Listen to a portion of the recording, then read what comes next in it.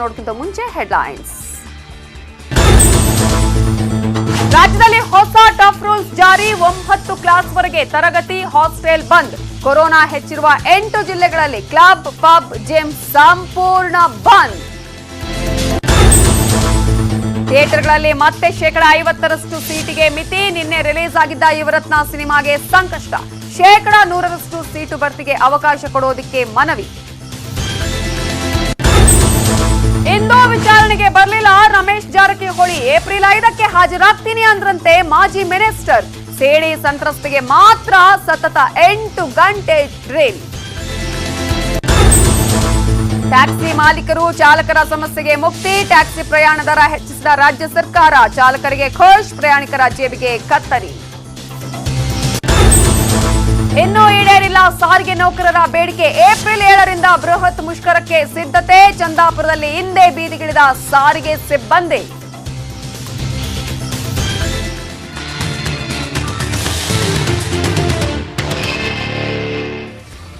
Lockdown ಮಾಡಲ್ಲ ಅಂತಾನೆ ರಾಜ್ಯ ಸರ್ಕಾರ ಅರ್ಧ ಜನರ ಬದುಕಿಗೆ ಲಾಕ್ ಹಾಕಿದೆ.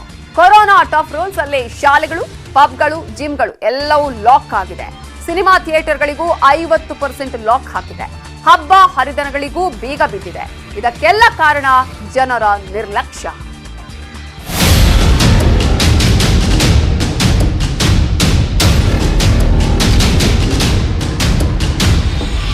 ರಾಜ್ಯದಲ್ಲಿ ಕೊರೋನಾ ರಣಕ್ಕೆ ಹಾಕ್ತಿದ್ದಂತೆ ರಾಜ್ಯ ಸರ್ಕಾರ ಹೊಸ ಮಾರ್ಗಸೂಚಿ ಹೊರಡಿಸಿದೆ. ಜನ ಎಷ್ಟೇ ಹೇಳಿದ್ರೂ ಕೇಳಲ್ಲ ಅಂತ ಟಫ್ ರೂಲ್ಸ್ ಜಾರಿ ಮಾಡಿದೆ. ಒಟ್ಟು 16 ಟಫ್ ರೂಲ್ಸ್ ಜಾರಿ ಮಾಡಿದೆ. ಕೆಲವು ಸಂಪೂರ್ಣ ಬಂದಾಗಿದ್ರೆ ಇನ್ನು ಕೆಲವು ಉದ್ಯಮಗಳಿಗೆ 50% ಶಾಕ್ ಕೊಟ್ಟಿದೆ. ಕರ್ನಾಟಕ ಅರ್ಧ ಲಾಕ್, 100% ಬಂದ್ 1. 6ರಿಂದ 9ನೇ ತರಗತಿಗಳು ರಾಜ್ಯಾದ್ಯಂತ ಸಂಪೂರ್ಣ ಬಂದ್. ವಿದ್ಯಾಗಮ, ಹಾಸ್ಟೆಲ್ಗಳು ಸಂಪೂರ್ಣ ಬಂದ್. 10, 11, 12ನೇ ತರಗತಿಗಳು ಯಥಾಸ್ಥಿತಿ ಇರುತ್ತೆ. ವೈದ್ಯಕೀಯ ಕೋರ್ಸ್ಗಳು ಯಥಾಸ್ಥಿತಿ ಇರುತ್ತೆ. ವಿದ್ಯಾರ್ಥಿಗಳು ಬಂದ್ರೆ ಬರಬಹುದು, ಇಲ್ಲ ಅಂದ್ರೆ ಇಲ್ಲ. 100% ಬಂದ್ 2. ಜಿಮ್ಗಳು, ಪಾರ್ಟಿ ಹಾಲ್ಗಳು ಸಂಪೂರ್ಣ ಬಂದ್. ಕ್ಲಬ್ ಹೌಸ್, ಈಜುಕೊಳಗಳು ಸಂಪೂರ್ಣ ಬಂದ್. ಎಲ್ಲಾ ರೀತಿಯ ರ್ಯಾಲಿ, ಧರಣಿ, ಮುಷ್ಕರ, ಪ್ರತಿಭಟನೆ ಬಂದ್. ಅಪಾರ್ಟ್ಮೆಂಟ್ಗಳಲ್ಲಿ ಎಲ್ಲಾ ಚಟುವಟಿಕೆಗಳು ಬಂದ್. ನಿಯಮ ಮೀರಿ ತೆಗೆದರೆ ದಂಡದ ಜೊತೆ ಲೈಸೆನ್ಸ್ ರದ್ದು. 8 ಜಿಲ್ಲೆಗಳಿಗೆ 50% ನಿಯಮ 1. ಸಿನಿಮಾ ಥಿಯೇಟರ್ಗಳಲ್ಲಿ 50% ಮಾತ್ರ ಸೀಟು. 8 ಜಿಲ್ಲೆಗಳಲ್ಲಿ ಮಾತ್ರ 50% ಥಿಯೇಟರ್ಗೆ ಅವಕಾಶ. ಉಳಿದ 22 ಜಿಲ್ಲೆಗಳಲ್ಲಿ 100% ಸೀಟು ಭರ್ತಿಗೆ ಅವಕಾಶ. ಬೆಂಗಳೂರು ಗ್ರಾಮಾಂತರ, ಮೈಸೂರು, ಕಲಬುರಗಿ, ದಕ್ಷಿಣ ಕನ್ನಡ, ಉಡುಪಿ, ಬೀದರ್, ಧಾರವಾಡ ಸಿನಿಮಾ ಹಾಲ್ಗಳಲ್ಲಿ 50%ನಷ್ಟು ಸೀಟ್. 8 ಜಿಲ್ಲೆಗಳಿಗೆ 50% ನಿಯಮ 2. ಪಬ್, ಬಾರ್, ಕ್ಲಬ್, ರೆಸ್ಟೋರೆಂಟ್ಗಳಿಗೆ 50% ಸೀಟು. ಬೆಂಗಳೂರು ಗ್ರಾಮಾಂತರ, ಮೈಸೂರು, ಕಲಬುರಗಿ, ದಕ್ಷಿಣ ಕನ್ನಡ, ಉಡುಪಿ, ಬೀದರ್, ಧಾರವಾಡ ಜಿಲ್ಲೆಗಳಲ್ಲಿ 50% ಸೀಟು ಭರ್ತಿ. ಉಳಿದ 22 ಜಿಲ್ಲೆಗಳಲ್ಲಿ 100% ಸೀಟು ಭರ್ತಿಗೆ ಅವಕಾಶ. ನಿಯಮ ಮೀರಿ ತೆಗೆದರೆ ದಂಡದ ಜೊತೆ ಲೈಸೆನ್ಸ್ ರದ್ದು. ಜಾತ್ರೆ ಹಬ್ಬಗಳಿಗೆ ಕಡಿವಾಣ. ಜಾತ್ರೆ, ಹಬ್ಬ, ಉತ್ಸವಗಳನ್ನು ಅದ್ದೂರಿಯಾಗಿ ನಡೆಸುವಂತಿಲ್ಲ. ಪೂಜೆ, ಜನಜಂಗುಳಿ ಸೇರಿದಂತೆ ಕಾರ್ಯಕ್ರಮ ನಡೆಸಬಹುದು. ಧಾರ್ಮಿಕ ಕ್ಷೇತ್ರಗಳಲ್ಲಿ ವೈಯಕ್ತಿಕ ಪೂಜೆಗೆ ಮಾತ್ರ ಅವಕಾಶ. ದೇವಸ್ಥಾನದಲ್ಲಿ ಗುಂಪು ಸೇರುವ ಕಾರ್ಯಕ್ರಮಗಳಿಗೆ ಅವಕಾಶವಿಲ್ಲ.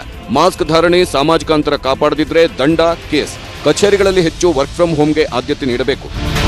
ಕರ್ನಾಟಕದಲ್ಲಿ ಸದ್ಯಕ್ಕೆ ಲಾಕ್ಡೌನ್ ಮಾಡಲ್ಲ, ನೈಟ್ ಕರ್ಫ್ಯೂನೂ ಹಾಕಲ್ಲ ಅಂತ ಸರ್ಕಾರ ಖಚಿತಪಡಿಸಿದೆ. ಜೊತೆಗೆ ಕಠಿಣ ನಿಯಮಗಳನ್ನೂ ಹಾಕಿದೆ.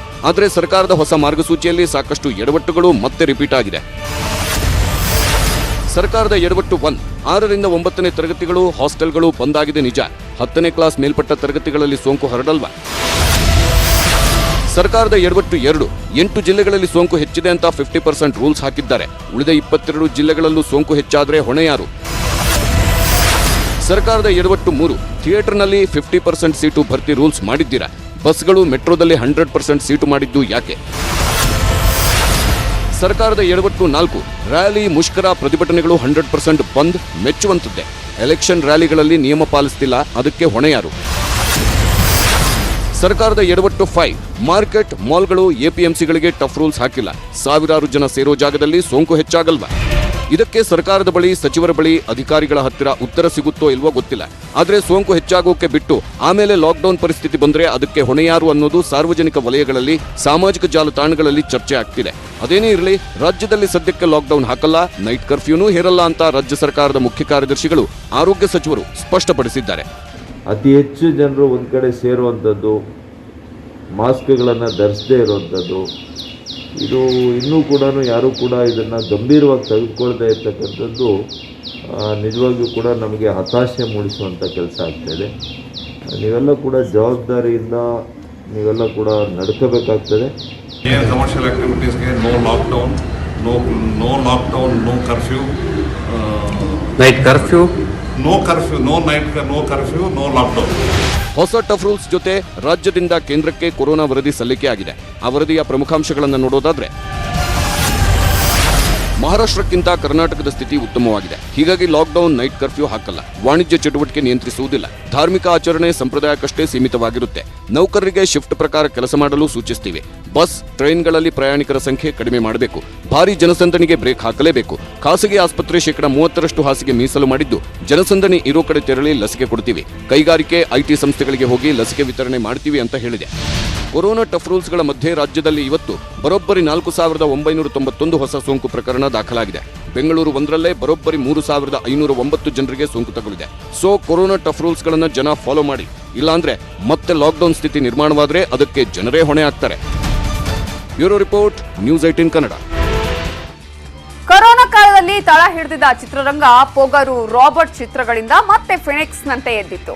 ಥಿಯೇಟರ್ಗಳ ಮುಂದೆ ಹೌಸ್ಫುಲ್ ಬೋರ್ಡ್ ಮತ್ತೆ ರಾರಾಜಿಸುವಂತೆ ಆಗಿತ್ತು. ಆದ್ರೆ ಈಗ ಚೈನಾ ಮೇಡ್ ಕೊರೋನಾ ಅಬ್ಬರ ಮತ್ತೆ ಜಾಸ್ತಿ ಆಗ್ತಿದೆ. ಹೀಗಾಗಿ ಸರ್ಕಾರ ಥಿಯೇಟರ್ಗಳ ಹೌಸ್ಫುಲ್ಗೆ ಮತ್ತೆ ಬ್ರೇಕ್ ಹಾಕಿದೆ. ಇದರಿಂದ power star Puneeth and team shock ಆಗಿದ್ದು, ಪ್ಲೀಸ್ 100% ಮುಂದುವರಿಸಿ ಅಂತ ಮನವಿಯನ್ನ ಮಾಡ್ತಿದ್ದಾರೆ. ಥಿಯೇಟರ್ನಲ್ಲಿ 50% ಸೀಟ್ ಭರ್ತಿ. ಮತ್ತೆ ಸಂಕಷ್ಟಕ್ಕೆ ಸಿಲುಕಿತು ಚಿತ್ರರಂಗ. ಧೂಳು ಕೂತಿದ್ದ ಹೌಸ್ಫುಲ್ ಬೋರ್ಡ್ಗಳು ಥಿಯೇಟರ್ ಮುಂದೆ ರಾರಾಜಿಸಕ್ಕೆ ಸ್ಟಾರ್ಟ್ ಮಾಡಿ ಇನ್ನೂ 2 ತಿಂಗಳು ಕೂಡ ಆಗಿಲ್ಲ. ಆಗ್ಲೇ ಸರ್ಕಾರ ಹೌಸ್ಫುಲ್ಗೆ ಬ್ರೇಕ್ ಹಾಕಿದೆ. ನಾಳೆಯಿಂದ 50% ಮಾತ್ರ ಸೀಟ್ ಭರ್ತಿ ಮಾಡಿ ಅಂತ ಸರ್ಕಾರ ಹೊಸ ಮಾರ್ಗಸೂಚಿ ಹೊರಡಿಸಿದೆ. ಕೊರೋನಾ ಹೆಚ್ಚಾಗ್ತಿರೋದ್ರಿಂದ ಸರ್ಕಾರ ಈ ಕ್ರಮ ಕೈಗೊಂಡಿದೆ. ಸರ್ಕಾರದ ಈ ಆದೇಶದಿಂದ ನಿಜಕ್ಕೂ ಶಾಕ್ ಆಗಿರೋದು ಯುವರತ್ನ ಟೀಮ್ಗೆ. ಯಾಕಂದ್ರೆ ನಿನ್ನೆಯಷ್ಟೇ ಸಿನಿಮಾ ರಿಲೀಸ್ ಆಗಿದೆ, ಉತ್ತಮ ರೆಸ್ಪಾನ್ಸ್ ಪಡೆದುಕೊಳ್ತಿದೆ. ಇಂತಹ ಟೈಮಲ್ಲಿ ಈ ರೀತಿ ಆರ್ಡರ್ ಮಾಡಿದ್ರೆ ತೊಂದರೆ ಆಗುತ್ತೆ, ಕಲೆಕ್ಷನ್ ಮೇಲೆ ಹೊಡೆತ ಬೀಳುತ್ತೆ. ಜನ ಎಲ್ಲಾ ಮಾರ್ಗಸೂಚಿ ಅನುಸರಿಸಿಯೇ ಥಿಯೇಟರ್ಗೆ ಬರ್ತಿದ್ದಾರೆ. ಪ್ಲೀಸ್ 100% ಮುಂದುವರಿಸಿ ಅನ್ನೋದು ಪುನೀತ್ ಹಾಗೂ ಸಂತೋಷ್ ಆನಂದರಾಮ್ ಮನವಿ. ಭಾನುವಾರದವರೆಗೂ ಟಿಕೆಟ್ ಕೊಟ್ಬಿಟ್ಟಿದ್ದಾರೆ. ಈಗ ಸಡನ್ ಆಗಿ ಈ ತರ ಅನೌನ್ಸ್ ಮಾಡಿದ ತಕ್ಷಣ ಏನಾಗುತ್ತೆ, ಜನಗಳಲ್ಲೇ ಒಂದು ಕನ್ಫ್ಯೂಷನ್ ಕ್ರಿಯೇಟ್ ಆಗುತ್ತೆ. ಸೊ ನಾವು ಏನು ಮಾಡಬೇಕು ಅಂತ ನಮ್ಗೆ ಅರ್ಥ ಆಗ್ತಿಲ್ಲ. ಈಗ ದಯವಿಟ್ಟು ಇದನ್ನು ವಾಪಸ್ ತಗೊಂಡು ಅಟ್ಲೀಸ್ಟ್ ಒಂದಷ್ಟು ಕೆಲವಾರು ದಿನಗಳನ್ನ ಇದನ್ನ 100% ಬಿಡಬೇಕು. ಇಲ್ಲದ್ರೆ ನಮ್ಗೇನಾಗುತ್ತೆ, ನಾವು ಚೇತರಿಸ್ಕೊಳಕ್ಕಾಗಲ್ಲ. ಇದು ತುಂಬಾ ಕಷ್ಟ ಆಗುತ್ತೆ. ಈಗ ಇವತ್ತು ರಾತ್ರಿಗೂ ಮೊನ್ನೆ ರಾತ್ರಿಗೂ ಡಿಫ್ರೆನ್ಸ್ ಏನಾಗಿರಲ್ಲ. ಕೇಸಸ್ ಅಲ್ಲೂ ಅಂತ ಡಿಫ್ರೆನ್ಸ್ ಇಲ್ಲ. ಏನೊಂದು ಅಂದ್ರೆ ನಾನು ಹೇಳೋದು ತುಂಬಾ ಬಿಗ್ ನಂಬರ್ಸ್ ಅಲ್ಲ. ಮೊನ್ನೆ ಹೇಳ್ಬಿಟ್ಟಿದ್ರು ಹೋಲ್ಡ್ ದ ರಿಲೀಸ್ ಮಾಡ್ತಿರ್ಲಿಲ್ಲ. ಅಂದ್ಹಾಗೆ ಫೆಬ್ರವರಿ 5ರಿಂದ ಥಿಯೇಟರ್ಗಳಿಗೆ 100% ಅವಕಾಶ ಕೊಡಲಾಗಿತ್ತು. ಈ ಅಂತರದಲ್ಲಿ ಪೊಗರು ಹಾಗೂ ರಾಬರ್ಟ್ ನಂತಹ ದೊಡ್ಡ ಸಿನಿಮಾಗಳು ತೆರೆ ಕಂಡಿದ್ವು. ಬಾಕ್ಸ್ ಆಫೀಸ್ ಚಿಂದಿ ಉಡಾಯಿಸಿದ್ವು. ಚಿತ್ರರಂಗಕ್ಕೆ ಮತ್ತೆ ಹೊಸ ಹುರುಪು ತಂದಿದ್ವು. ಆದ್ರೀಗ ಕೊರೋನಾ ಕೇಸ್ 5,000 ತಲುಪ್ತಿದೆ. ಹೀಗೆ ಬಿಟ್ರೆ ಮತ್ತಷ್ಟು ಆತಂಕ ಕರ್ನಾಟಕಕ್ಕೆ ಎದುರಾಗೋ ಸಾಧ್ಯತೆ ಇದೆ. ಹೀಗಾಗಿ ಸರ್ಕಾರ ಮತ್ತಷ್ಟು ಟಫ್ ರೂಲ್ಸ್ ಜಾರಿ ಮಾಡಿದೆ. ಏಪ್ರಿಲ್ 20ರವರೆಗೆ ಒಂದಷ್ಟು ಹೊಸ ನಿಯಮ ತಂದಿದೆ. 50% ಸೀಟು ಭರ್ತಿ ಆದೇಶದ ವಿರುದ್ಧ ಚಿತ್ರರಂಗ ಬೇಸರಗೊಂಡಿದ್ದು, ಜನ ಪ್ಯಾನಿಕ್ ಆಗ್ತಾರೆ. ಈಗಿರೋ ನಿಯಮವನ್ನೇ ಮುಂದುವರಿಸಿ ಅಂತಿದೆ. ಆಗಾಗ ಮನಸ್ಸು ಬದಲಾಯಿಸೋ ಸರ್ಕಾರ ಮತ್ತೆ ಮಾರ್ಪಾಡು ಮಾಡಿಕೊಳ್ಳುತ್ತಾ ಕಾದ್ ನೋಡಬೇಕು. Anand Salundi, entertainment bureau, news 18 Kannada. ಮಾರ್ಗಸೂಚಿ ಅಂತೂ ಟಫ್ ಇದೆ. ಬಟ್ ಬೆಂಗಳೂರಲ್ಲಿ ಹೆಮ್ಮಾರಿ ಕೊರೋನಾ ಅಬ್ಬರ ದಿನೇ ದಿನೇ ಜೋರಾಗ್ತಿದೆ. 3 ತಿಂಗಳ ನಂತರ ಇದೇ ಮೊದಲ ಬಾರಿಗೆ ಕೊರೋನಾ ಸೋಂಕು 5,000 ಸಮೀಪಕ್ಕೆ ಬಂದಿದ್ದು, ರಾಜ್ಯದಲ್ಲಿ 4,991 ಮಂದಿಗೆ ಕೊರೋನಾ ಸೋಂಕು ತಗುಲಿದ್ರೆ ಕೊರೋನಾಗೆ 6 ಮಂದಿ ಸಾವನ್ನಪ್ಪಿದ್ದಾರೆ. 269 ಮಂದಿಗೆ ಐಸಿಯುನಲ್ಲಿ ಚಿಕಿತ್ಸೆ ನೀಡಲಾಗ್ತಾ ಇದೆ. 1,631 ಮಂದಿ ಗುಣಮುಖರಾಗಿ ಆಸ್ಪತ್ರೆಯಿಂದ ಡಿಸ್ಚಾರ್ಜ್ ಆಗಿದ್ದಾರೆ. ಇನ್ನು ಬೆಂಗಳೂರಿನ ಕತೆ ನೋಡೋದಾದ್ರೆ ಕೊರೋನಾ ಸೋಂಕಿನ ಪ್ರಮಾಣ 3,000 ಗಡಿ ದಾಟಿದೆ. ಕಳೆದ 24 ಗಂಟೆಯಲ್ಲಿ 3,509 ಮಂದಿಗೆ ಕೊರೋನಾ ಸೋಂಕು ದೃಢಪಟ್ಟಿದ್ದು, ಬೆಂಗಳೂರಲ್ಲೇ 5 ಮಂದಿ ಕೊರೋನಾಗೆ ಬಲಿಯಾಗಿದ್ದಾರೆ. 693 ಮಂದಿ ಗುಣಮುಖರಾಗಿ ಆಸ್ಪತ್ರೆಯಿಂದ ಡಿಸ್ಚಾರ್ಜ್ ಆಗಿದ್ದಾರೆ. ಸದ್ಯ ಬೆಂಗಳೂರಲ್ಲಿ 24,600 ಸಕ್ರಿಯ ಪ್ರಕರಣಗಳಿವೆ. ಒಟ್ಟಾರೆ ಮೊದಲ ಬಾರಿಗೆ ಈ ಒಂದು ವರ್ಷದಲ್ಲಿ 5,000 ಹತ್ತಿರ ಈಗಾಗಲೇ ಕೊರೋನಾ ಪ್ರಕರಣಗಳು ದಾಖಲಾಗ್ತಾ ಇರುವಂತದ್ದು. ಈಗ ಮೊದಲ ಬಾರಿಗೆ 5,000 ಕೇಸ್ ಹತ್ತಿರ ಬರ್ತಾ ಇರೋದ್ರಿಂದ ಸರ್ಕಾರ ಕೂಡ ಆಲ್ರೆಡಿ ಮಾರ್ಗಸೂಚಿಯನ್ನ ಹೊರಡಿಸಿದೆ. ಪ್ರಮುಖವಾಗಿ ಬೆಂಗಳೂರಲ್ಲಿ 3,509 ಪ್ರಕರಣಗಳು ದಾಖಲಾಗಿದೆ. 5 ಮಂದಿ ಇವತ್ತೇ ಈ ಒಂದು ಪ್ರಕರಣದಲ್ಲಿ ಸಾವನ್ನಪ್ಪಿದ್ದಾರೆ. ಸೊ ದಿನದಿಂದ ದಿನಕ್ಕೆ ಕೊರೋನಾ ಪ್ರಕರಣಗಳ ಸಂಖ್ಯೆ ಜಾಸ್ತಿ ಆಗಿರೋದ್ರಿಂದ ಈಗ ಎಲ್ಲಾ ಕಡೆ ಆತಂಕ ನಿರ್ಮಾಣ ಆಗಿದೆ. ಸೊ ಯಾರೇ ಹೊರಗಡೆ ಹೋಗ್ತಾ ಇರಬೇಕಾದ್ರೂ ಕೂಡ ನೀವು ಮಾಸ್ಕ್ ಅನ್ನ ಧರಿಸಿ, ಜೊತೆಗೆ ಸೋಷಿಯಲ್ ಡಿಸ್ಟೆನ್ಸ್ ಅನ್ನ ಮೇಂಟೈನ್ ಮಾಡಿ, ಸರ್ಕಾರದ ಮಾರ್ಗಸೂಚಿಗಳನ್ನ ಪಾಲಿಸಿ. ಇಲ್ಲದಿದ್ರೆ ಪ್ರಕರಣಗಳ ಸಂಖ್ಯೆ ಜಾಸ್ತಿ ಆಗುತ್ತೆ, ಇನ್ನೊಂದಷ್ಟು ಹೊಸ ಟಫ್ ರೂಲ್ಸ್ಗಳು ಜಾರಿ ಆಗುತ್ತೆ. ಆಗ ನಮ್ಮ ಆರೋಗ್ಯ ಮಾತ್ರ ಅಲ್ಲ, ನಮ್ಮ ಜೀವನಕ್ಕೂ ಕೂಡ ಸಾಕಷ್ಟು ಸಂಕಷ್ಟ ಒಳಗಾಗುವಂತಹ ಚಾನ್ಸಸ್ ಇದೆ. ಯಾಕಂದ್ರೆ ಲಾಕ್ಡೌನ್ ನ ಎಫೆಕ್ಟ್ ಯಾವ ರೀತಿಯಾಗಿ ಆಗಿದೆ ಅನ್ನೋದು ಎಲ್ರಿಗೂ ಕೂಡ ಗೊತ್ತಿದೆ. ಸೊ ಆ ಲಾಕ್ಡೌನ್ ನಿಂದ ಇನ್ನೂ ಕೂಡ ಚೇತರಿಕೆ ಕಾಣ್ತಾ ಇರುವಂತಹ ಈ ಸಂದರ್ಭದಲ್ಲಿ ಮತ್ತೆ ಲಾಕ್ಡೌನ್ ಆದ್ರೆ ಎಲ್ಲವೂ ಕೂಡ ತಳಬುಡ ಮತ್ತೆ ತಲೆ ಕೆಳಗಾಗುವಂತಹ ಎಲ್ಲಾ ಚಾನ್ಸಸ್ ಕೂಡ ಇದೆ.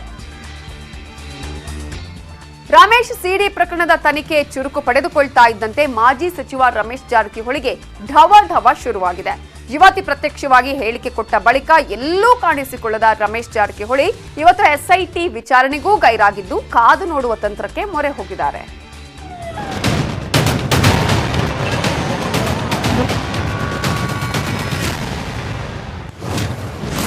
ಎಸ್ಐಟಿಗೆ ವಿಚಾರಣೆಗೆ ಗೈರಾದ ರಮೇಶ್ ಜಾರಕಿಹೊಳಿ.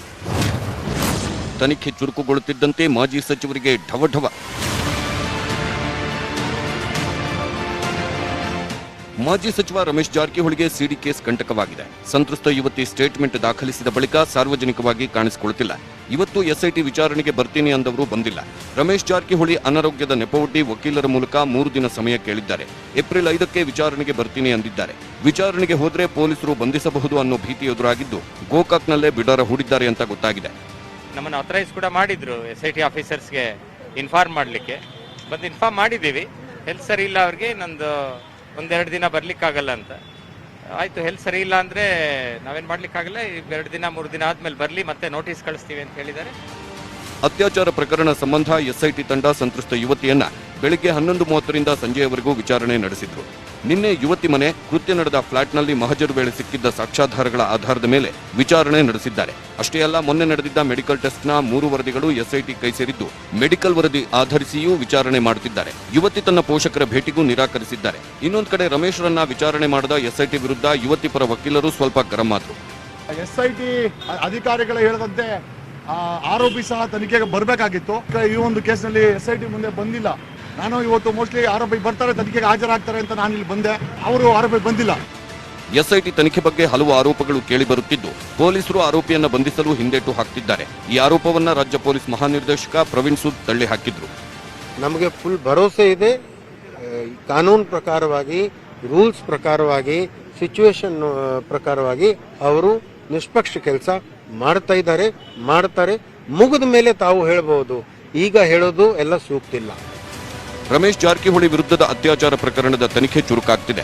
ಆದರೆ ರಮೇಶ್ ಜಾರಕಿಹೊಳಿಯನ್ನ ಬಂಧಿಸಿಲ್ಲ, ವಿಚಾರಣೆಯೂ ಮಾಡಿಲ್ಲ, ಹೊಸ ನೋಟಿಸ್ ಕೂಡ ಕೊಟ್ಟಿಲ್ಲ ಅನ್ನೋದು ಈಗ ಸಾರ್ವಜನಿಕರ ವಲಯದಲ್ಲಿ ಚರ್ಚೆಗೆ ಗ್ರಾಸವಾಗಿದೆ.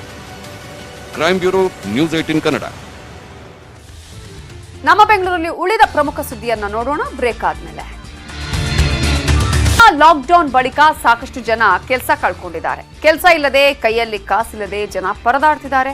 ಈ ನಡುವೆ ಪೆಟ್ರೋಲ್ ಡೀಸೆಲ್ ಬೆಲೆ ಶತಕ ಮುಟ್ತಾ ಇದೆ.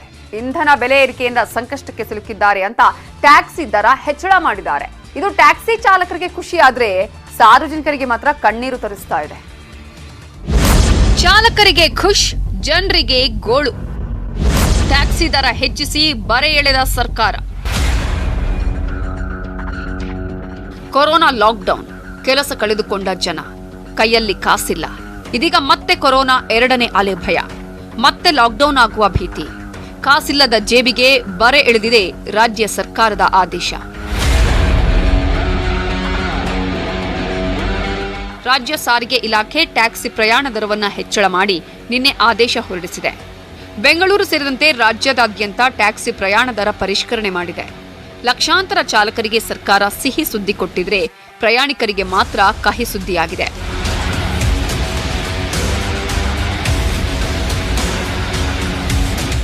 ಪರಿಷ್ಕೃತ ಟ್ಯಾಕ್ಸಿ ಪ್ರಯಾಣ ದರ ಟ್ಯಾಕ್ಸಿಗಳನ್ನ ಎ, ಬಿ, ಸಿ ಮತ್ತು ಡಿ ಅಂತ ವರ್ಗೀಕರಣ ಮಾಡಿದ್ದು 16 ಲಕ್ಷ ಮೇಲ್ಪಟ್ಟ ವಾಹನಗಳನ್ನ ಎ ವರ್ಗವೆಂದು ಪರಿಗಣಿಸಿದ್ದು ನಿಗದಿತ ದರ 150, ಕನಿಷ್ಠ 27 ಹಾಗೂ ಗರಿಷ್ಠ 4 ಕಿಲೋಮೀಟರ್ಗೆ 54 ರೂಪಾಯಿ ನಿಗದಿ ಮಾಡಿದೆ.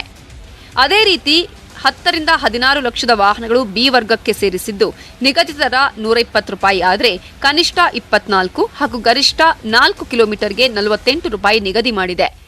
5 ರಿಂದ 10 ಲಕ್ಷದ ವಾಹನಗಳನ್ನು ಸಿ ವರ್ಗಕ್ಕೆ ಸೇರಿಸಲಾಗಿದ್ದು ನಿಗದಿತ ದರ 100 ರೂಪಾಯಿ ಆದರೆ ಕನಿಷ್ಠ 21 ಹಾಗೂ ಗರಿಷ್ಠ ಪ್ರತಿ ಕಿಲೋಮೀಟರ್ಗೆ 42 ರೂಪಾಯಿ ಆಗಿದೆ.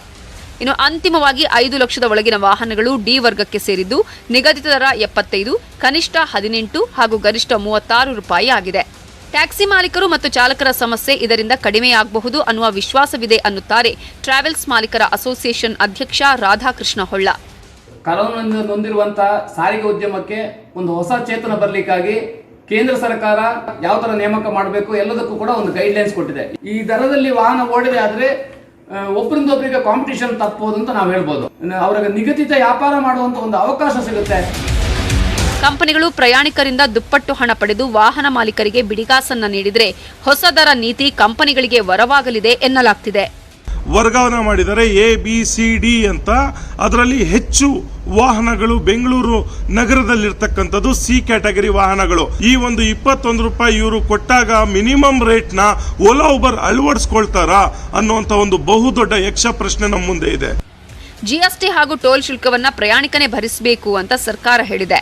ಸಮಯದ ಆಧಾರದ ಮೇರೆಗೆ ದರ ವಸೂಲಿಗೆ ಈ ಮೂಲಕ ಸರ್ಕಾರ ಬ್ರೇಕ್ ಹಾಕಿದೆ. 20 ನಿಮಿಷಗಳ ಕಾಯುವಿಕೆ ಉಚಿತ, ನಂತರದ ಪ್ರತಿ 15 ನಿಮಿಷಗಳಿಗೆ 10 ರೂಪಾಯಿ ದರ ನಿಗದಿ ಮಾಡಲಾಗಿದೆ. ಆಶಿಕ್ ಮುಲ್ಕಿ, ನ್ಯೂಸ್ 18 ಕನ್ನಡ, ಬೆಂಗಳೂರು. ಇನ್ನು ಮುಂದೆ ರಸ್ತೆಗೆ ನಿಮ್ಮ ವಾಹನಗಳನ್ನ ತರೋದೇ ಕಷ್ಟ. ರಾಷ್ಟ್ರೀಯ ಹೆದ್ದಾರಿ ಆಯಿತು, ಇನ್ನು ಮುಂದೆ ರಾಜ್ಯ ಹೆದ್ದಾರಿಗಳಲ್ಲಿಯೂ ಟೋಲ್ ಭೂತ ನಿಮ್ಮನ್ನ ಕಾಡುತ್ತೆ. ಫಾಸ್ಟ್ಯಾಗ್ಗೆ ವಾಹನ ಸವಾರರಿಗೆ ನುಂಗಲಾರದ ತುತ್ತಾಗಿದ್ರೆ ಈಗ ರಾಜ್ಯ ಸರ್ಕಾರ ರಾಜ್ಯ ಹೆದ್ದಾರಿ ವಾಹನ ಸವಾರರಿಗೆ ಬಿಗ್ ಶಾಕ್ ಕೊಟ್ಟಿದೆ.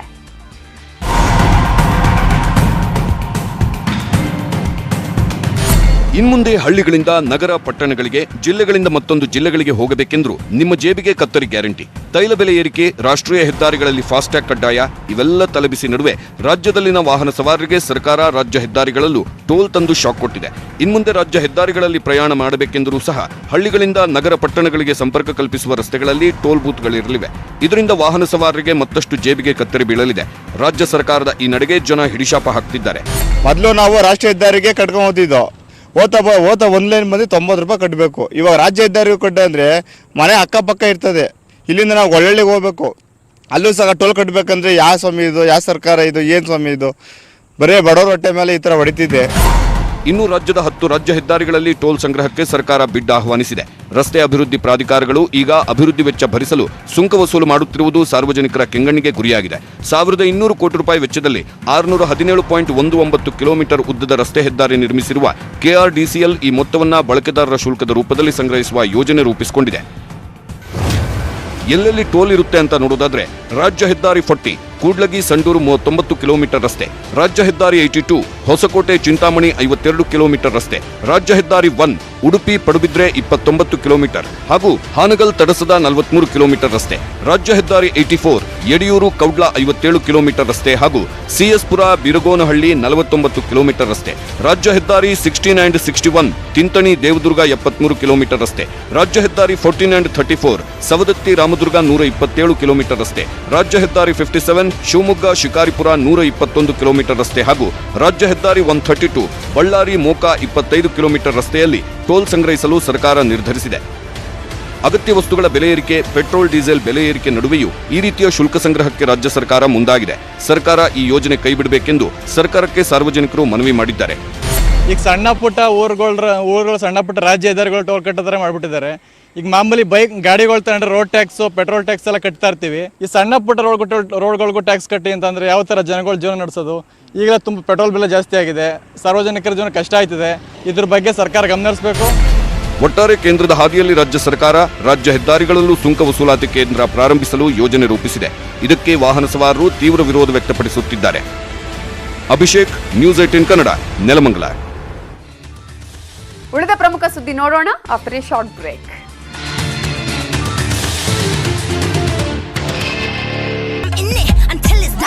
ಮಾಡಿದ ಬಿಎಂಟಿಸಿ ನೌಕರರು ಈಗ ಬೀದಿಯಲ್ಲೇ ಬಜ್ಜಿ ಬೋಂಡಾ ಮತ್ತು ಚಹಾ ತಯಾರಿಸಿ ಮಾರಾಟ ಮಾಡಿದ್ದಾರೆ.